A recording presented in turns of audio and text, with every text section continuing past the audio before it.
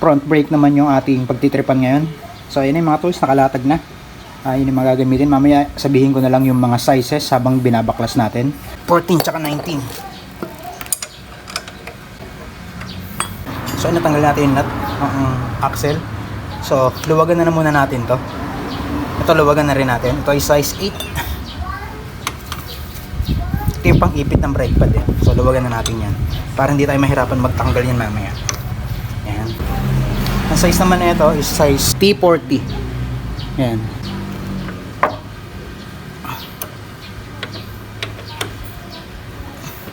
Dali na rin natin to. Size 10. Para mamaya pag nililinis natin tong caliper, malaki yung play niya kasi nakalagay siya dito. Okay, tanggalin na natin tong axle. Focus muna tayo dito sa caliper. Ayan, nalubagan na naman natin to.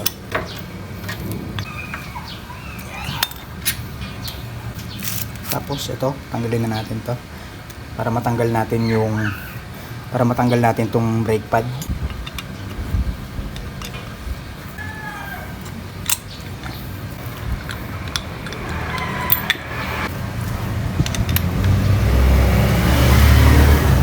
Okay, so ito yung brake pad nya. Nakapal pa. Makikita nyo. Bali itong kanal na to, makikita nyo may kanal. Pag tininin nyo pa side, yan yung pinaka magiging service limit nya. Pag hindi nyo na nakikita yung kanal na yan, ibig sabihin, kailangan nyo na talaga magpalit ng brake pad. Hindi pinapaabot dito ha, sa may bakal na to. So ako kasi maglilinis lang talaga ako ngayon kasi sobrang dumi na. Okay naman yung brake nito, hindi naman mahina. Yung front, malakas naman yung front nya. Kaya lang kasi, gusto ko lang linisin. Tingnan nyo naman kasi gaano kadumi. Di ba? Madumi na siya. Tsaka kailangan ng lagyan ng grasa itong part na to. Ito, yan. Yan, nakita nyo to? Yan. Ito. Yan, nakita nyo may laman, di ba? May lamang grasa. Yan, may grasa yan. So, pinapalitan din yan. Pinapalitan ng grasa to. Tsaka to, itong mga rubber boot na to, pinapalitan din to eh. Ayan, dumi na ng loob niyan. Yan. Ito, linisin natin to mamaya. Ito. Yan, so linisin natin to. Ito yung parang spring niya eh. Ito. Siya yung nag-iipit dun sa brake pad. Yan. Ito naman yung piston. Linisin natin to. Makikita nyo yung piston, madumi yung gilid, di ba? So pabubukahin natin ng konti yan. Pabubukahin ko ng konti. Ipipress ko yung brake lever. Yan, umangat, di ba? So malilinis natin ang husto yun nandun sa mga nakatago niya dun. So bali ito, i-sprayan pa rin naman natin ito yan eh. Yung brake cleaner na to. After. Okay, so okay na yan. Ayan. Tapos patutuyuin ko to ng sobra dahil binasa natin yung loob nito. Ayan, lumabas yung mga grasa. Ayun, pangat na nga ng loob nya. Ayan, pasusukahin natin siya. Ayan, ayan, sinusuka niya yung mga lumang grasa.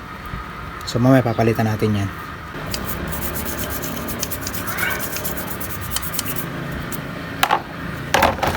Ayan, so dito na tayo sa caliper.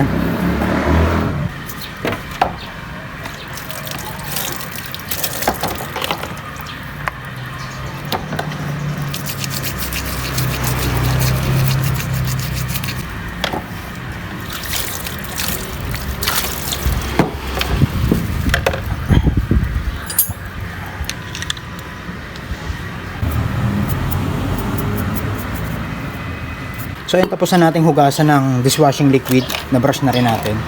So try na, linisan na naman natin ang gamit yung ito, yung brake cleaner natin.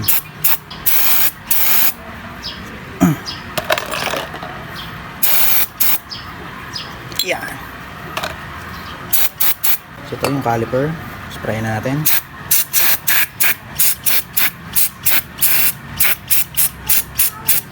Okay.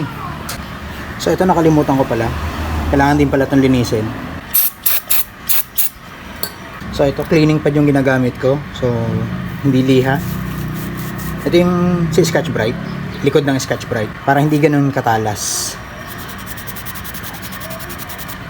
Tapos ito, pwede din palitan to pag yung sobrang gasgas na to, yung part na to. Kinakalawang kasi yan eh. So pag yung kinainan ng kalawang, yung part na to, pinapalitan na rin yan. Kasi hindi na magiging smooth yung pag-brake mo pag marami na tong tama. Kasi nakaganto yan dito. Pag nagbe-brake ako, gumaganto yung brake. Exage lang yung pag-movement ko, kaya masyado malaki yung movement ko. Maliit lang naman yung movement yan. Pero pag nagkaroon ng kanal yan dyan, dahil sa kalawang, so possible na mahirapan na siyang gumanyan, diba? Okay, so tuyuin na natin yung mga parts. Ito lang yung importante, yung pinakamposte na to. Ito yung importante na dapat malinis. Yan. So ito okay na to, na-sprayan ko na ng brake cleaner. So ito, pwede mo itong baliktarin. Alam mo, parang isaw ng manok. Ayan, binabaliktad. Ayan na. Tapos balik mo na. Pinapalitan to nakakabili nito sa Honda. Tapos ito naman, syempre hindi natin madudukot yung loob. Gamit tayong cotton buds.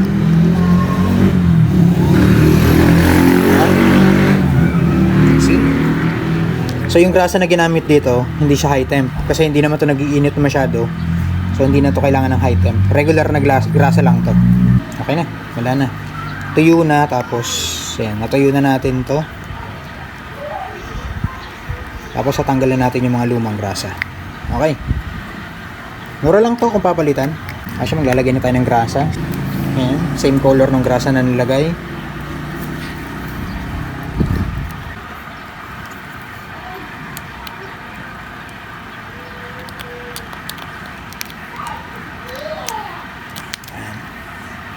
Ayan. Ayan, kasi parang hinihigop niya, diba? Ayan.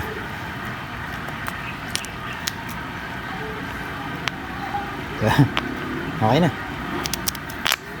Kasi ito naman, lagyan din natin yung palibot.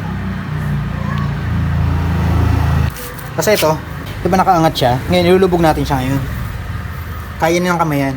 Yung iba ginagawa, binubuksan pa yung dito sa doon sa may brake lever, yung sa may reservoir niya. Binubuksan pa yon para pag pinindot mo daw, hindi magli-leak.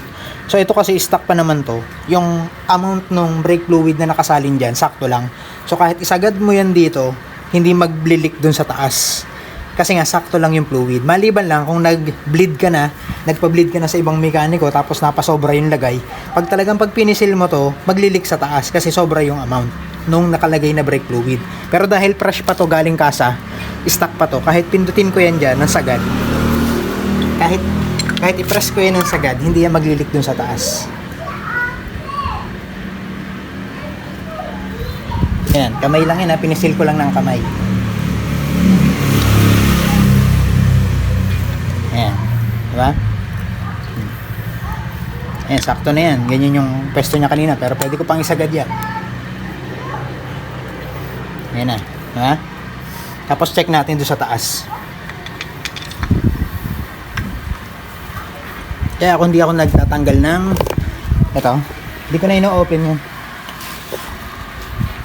Di ba? Eh, may sobra pa nga eh. Ayun, makita nyo? May bubbles pa. So, ibig sabihin, hindi pa siya puno.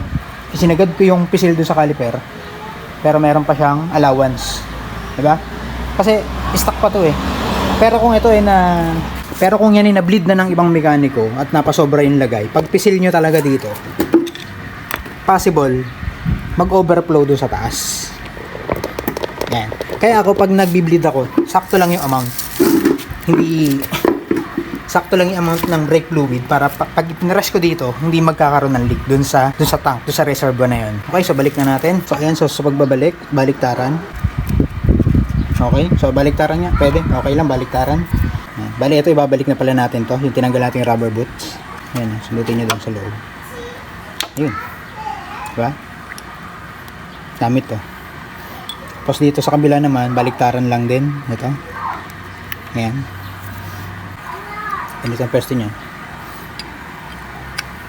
Ayan. Tapos ilagay natin ng maayos yung rubber boot. Kailangan nakasakto siya dun sa kanyang pinakang lagayan talaga.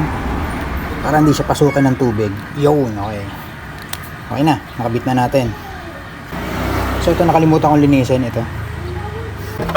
Ayan, tapos pahida lang natin ng konting grasa. Kasi ito yung part na yan. Ito, yung part na yan. Ito yung ginagantuhan naman ng brake pad. Ayan, exage lang din yung pag-movement ko, pero ganyan yung nagiging nangyari dyan. Gumaganyan yung brake pad. Ayan, sa pagbabalik, ito, dalawa. Hindi naman kayo magkakamali, imposible. Kasi hindi mo papagkasya ng papaganon. At di mo rin papagkasya ng papaganyan. Sa dalawa. Okay? Ayan. Tapos, babalik na natin to. Babalik na natin. Ito, nilagyan ko rin ng konting grasa. Ito.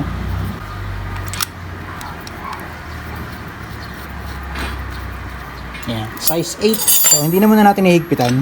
Mamaya na natin ihigpitan pag nakakabit na siya. So, mamaya gagamitan natin ng torque wrench. Ito. Gamitan natin yung tamang higpit. Yan. Yung mga spacer niya, yung ginagawa ko dito, pinupunasan ko na lang yan. So, ito, yung loob, punas din yan.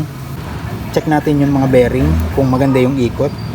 Huwag nyo siyang huhugasan ng nakatanggal. Kasi open na open yung ito, yung part niyan, open na open. So, pwede nyo siyang hugasan ng nakakabit. Ito, nakakabit yan, doon sa motor. Eh, may mga seal yan, di ba? So, hindi sa papasukin. So, mamaya na lang, mamaya ko nalilinisan yung rotor. Pag nakakabit na, huhugasan ko ng joy, tapos isprayan ko din ito.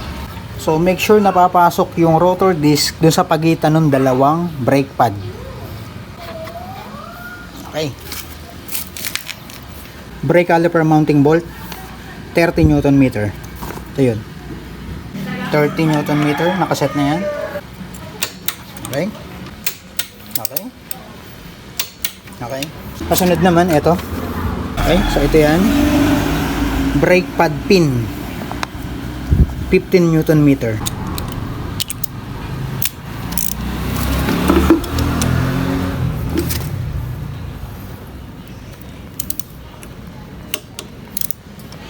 Front wheel. Front axle nut, 59 Newton meter. So ayan, nakaset na. 59 Newton meter. Okay, 10. Okay, goods. Okay, so tapos na. Double check na lang. Ito, nahigpitan ko ng tama. Ito. Okay, ito, nahigpitan natin. So, yun lang naman yung mga tornilyo. So, maglilinis tayo ng motor ngayon. Tapos, ito, lilinisin natin to ng Joy dishwashing. Ayan, yung ating mahiwagan Joy. Tapos, isprayan natin brake cleaner. Ito, para mawala talaga yung mga grasa-grasa. Pero kung meron kayong degreaser, mas maganda kung degreaser. Okay, so hanggang dito na lang itong vlog natin.